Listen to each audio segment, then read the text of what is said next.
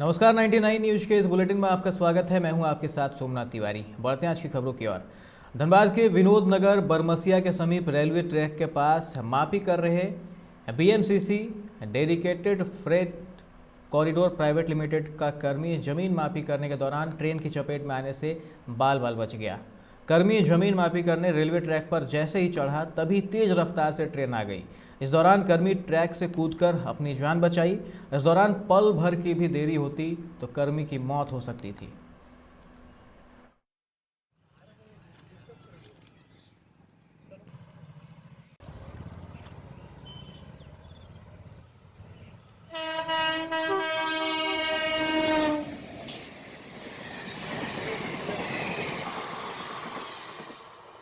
कहाँ ध्यान रहता भैया।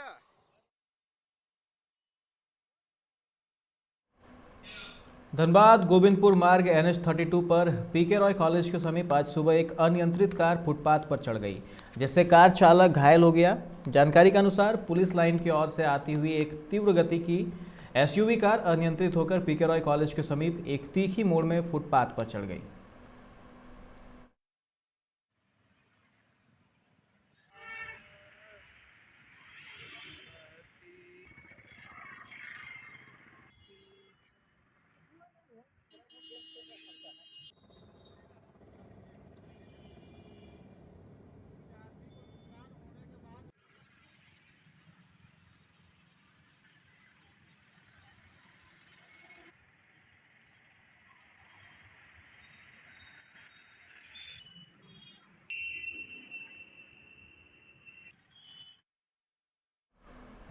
रानीगंज के रोनाई शरीफ इलाके के ईदगाह मोहल्ला के एक घर से चोरों ने 2 मोबाइल और 6,000 रुपये नकद की चोरी की घटना को अंजाम दिया है। घटना की जानकारी देते हुए आयशा खातून ने कहा कि रविवार रात को वह मोबाइल को अपने सिरहाने रख के सो रही थी। सुबह देखा तो मोबाइल गायब था।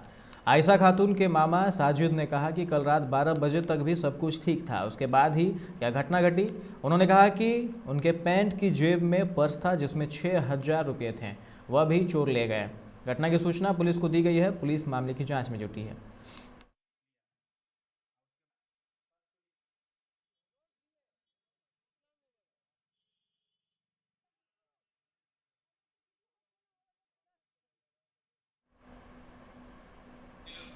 झारखंड के 1,488 पेट्रोल पंपों में 21 दिसंबर को पेट्रोल डीजल की खरीद बिक्री ठप रहेगी। झारखंड पेट्रोलियम डीलर्स एसोसिएशन ने इसकी घोषणा कर दी है। एसोसिएशन के अध्यक्ष अशोक सिंह ने कहा कि सरकार को समय दिया गया है, लेकिन हमारी मांगों पर विचार नहीं हुआ। हमने सरकारी बकाया के भुगतान की भी मांग की थी, जिस पर वित्त मंत्री ने आश्वासन दिया था, लेकिन अब तक कोई कार्रवाई नहीं हुई है।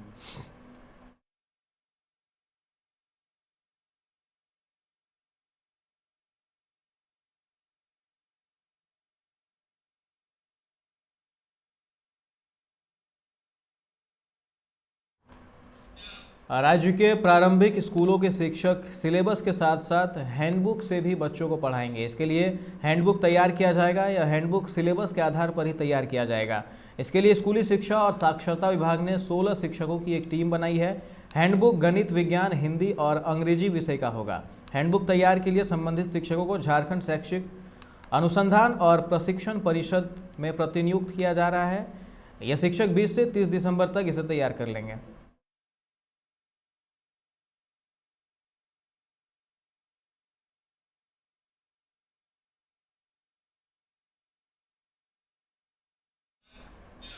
उत्तर दिशा से आ रही सर्द हवाओं के चलते झारखंड शीतलहर की चपेट में है। यहां कई जिलों में पारा 5 डिग्री तक लुढ़क गया। राज्य के आधा दर्जन से अधिक जिलों में न्यूनतम तापमान 5 डिग्री पर पहुंच गया। कांके में पारा 4 डिग्री पर रहा, वहीं मैकलुस्कीगंज में यह 3 डिग्री पर रहा।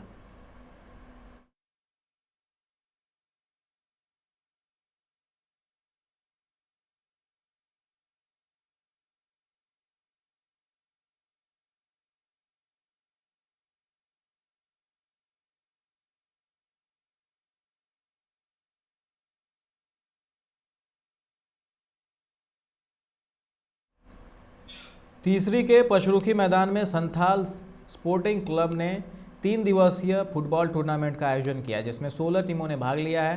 फुटबॉल के प्रथम मैच केंदुआ और खोरो के बीच खेला गया। इस टूर्नामेंट का उद्घाटन मुखिया प्रतिनिधि सहदेव यादव और समाजसेवी शिवशंकर साहू ने संयुक्त रूप से किया। मुखिया प्रतिनिधि ने कहा कि पढ़ाई के साथ खेल भी जरूरी है।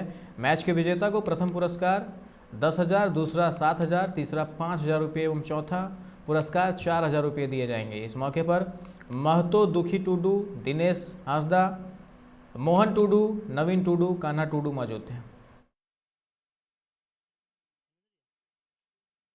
1 मिनट रुकिएगा।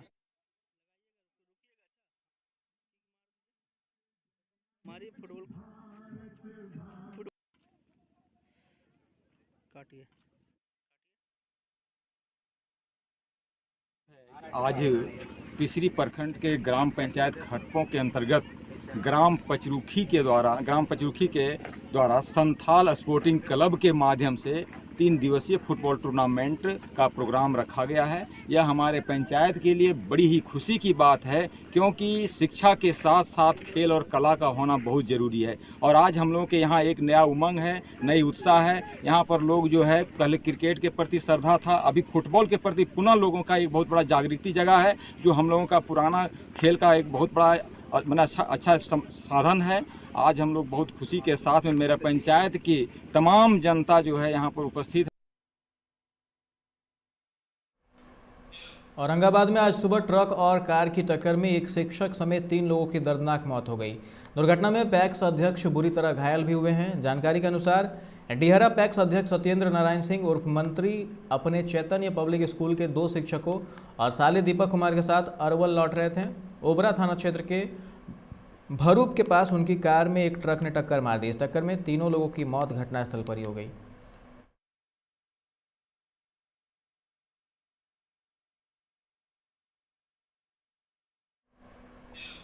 पेंशन दायित्व के बंटवारे को लेकर झारखंड के रवैये के कारण बिहार सरकार से फिर तकरार शुरू हो गई है।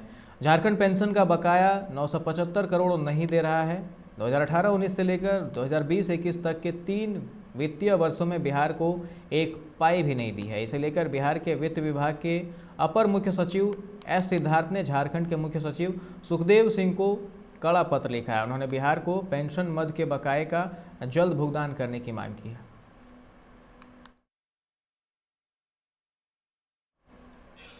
पटना में कोरोना के 4 नए संक्रमित समेत बिहार में कुल 6 संक्रमित मिले हैं। इनमें पटना में बोरिंग रोड, कंकड़बाग, पुनाईचक और एम्स पटना के 1-1 संक्रमित शामिल हैं। इनमें से बोरिंग रोड और कंकड़बाग के संक्रमित कॉन्ट्रैक्ट ट्रेसिंग से मिले हैं। जानकारी के अनुसार चारों संक्रमितों में से किसी का कोई यात्रा इतिहास नहीं है। पटना में अब एक्टिव कोरोना संक्रमितों की संख्या 56 रह गई है।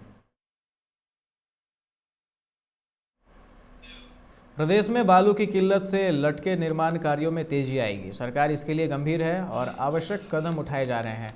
अगले साल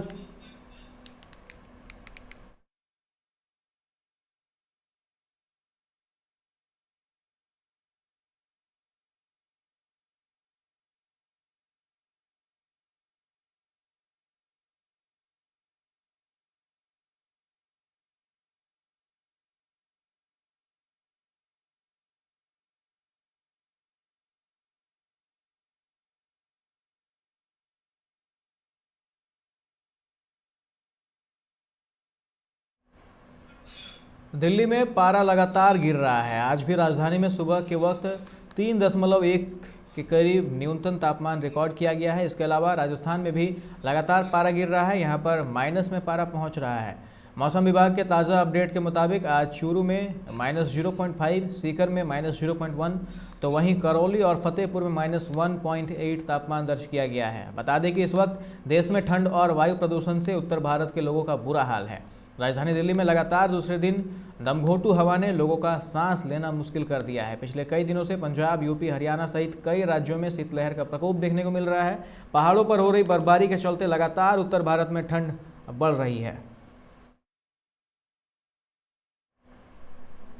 दिल्ली में सोमवार को कोरोना वायरस के नए वेरिएंट ओमिक्रॉन के 2 और नए मामले सामने आए हैं। इसके साथ ही देश भर में इसके संक्रमितों का आंकड़ा 150 को पार कर गया है। यह वेरिएंट 12 राज्यों और केंद्र शासित प्रदेशों में दस्तक दे चुका है। कल गुजरात में 2, महाराष्ट्र में 6 और कर्नाटक में 5 नए मामले सामने आए थे।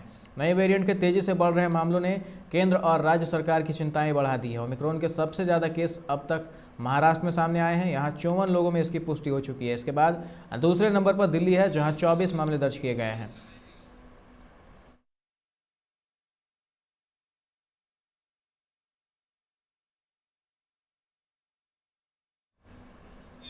सोमवार को शेयर बाजार गिरावट के साथ खुला। आज बीएसई और एनएसई में पिछले बंद स्तर से गिरावट का दौर जारी है।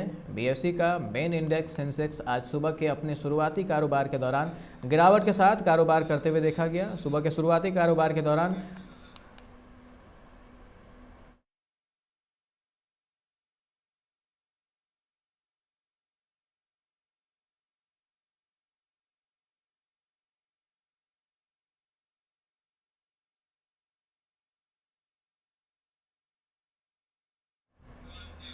राज्यसभा के 12 सदस्यों के निलंबन के मुद्दे और गृह राज्य मंत्री अजय कुमार टेनी के तत्काल इस्तीफे की मांग को लेकर विपक्ष संसद के दोनों सदनों में जोरदार हंगामा कर रहा है।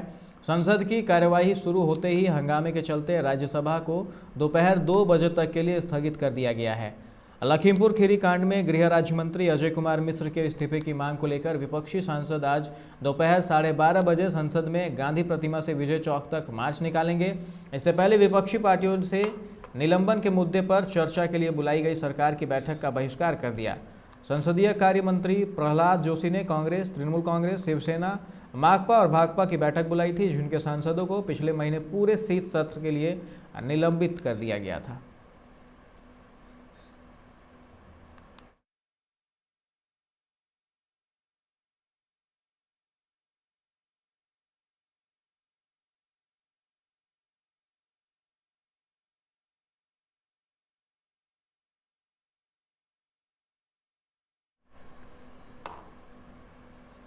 उत्तर प्रदेश सरकार जल्द ही 8 नई चीनी मिलें स्थापित करने जा रही है। सरकार इसके लिए 5,000 करोड़ रुपये निवेश भी करेगी। मुजफ्फरनगर में मोरना मिल के विस्तारीकरण का काम शुरू हो चुका है। योगी सरकार आने से पहले यहां चीनी उद्योग की हालत बहुत ही खराब हो चुकी थी। कोई नई मिल लगाने के बजाय पूर्ववर्ती सरकारों ने पुरानी मिलों का अनुपयोगी बताकर औने पौने दाम में बेच दिया। तमाम मिलें बंद कर दी गई। गन्ना किसानों की हालत बद से बदतर हो गई। लेकिन योगी सरकार आने के बाद चीनी उद्योग की हालत में काफ़ी सुधार आया।